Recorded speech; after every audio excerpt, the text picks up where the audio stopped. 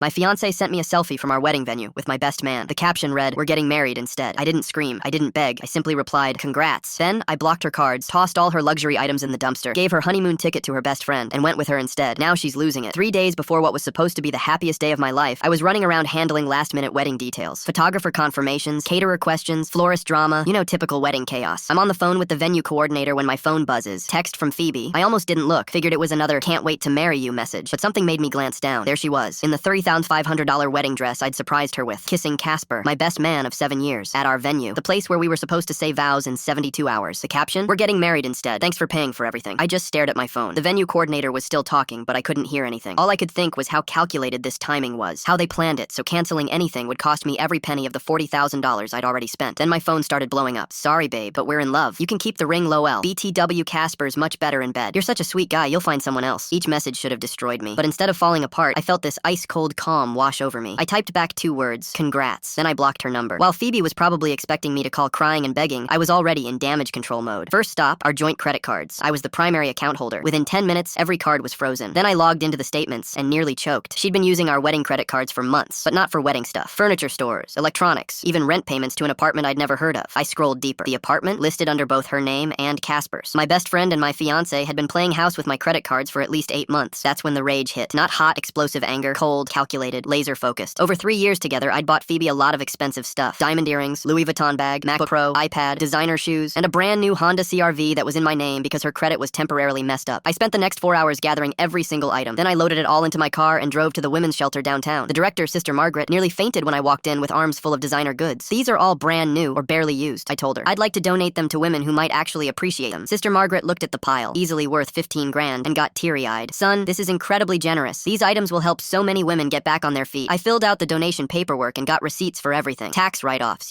3 hours later, unknown number calling. "Daryl, where are all my things? I went to your apartment and everything's gone." "Oh, hi, Phoebe. Sorry, I thought you'd blocked my number. Where are my things?" "What things?" "My bags, my jewelry, my laptop. The car isn't in the parking garage." "Oh, those things," I said, examining my fingernails. "I donated them to the women's shelter on 5th Street. The director was so grateful. They'll auction most of it to fund their programs." Dead silence. "You what?" "Donated them. To people who actually need help. The car's been returned to the dealership since the loan was in my name." "You can't do that. Those were my things." "Actually, since I paid for everything, I absolutely can. Have a great wedding, though." I hung up, but I wasn't done. I called Naomi, Phoebe's best friend, the only one who'd tried to warn me months ago. "Naomi, I have 2 tickets to Santorini. Non-refundable. Wanna go?" We had an incredible trip. Nothing romantic, just 2 people healing in the Greek islands. Meanwhile, Phoebe tried to sue me for emotional damages. Her lawyer laughed her out when he saw the receipts showing she'd been embezzling wedding funds. Casper lost his share of our business. Embezzling from your business partner has real consequences. Last I heard, they're still together in that apartment. Except now, they're paying for it themselves. On Casper's barista salary. Best $40,000 I never spent.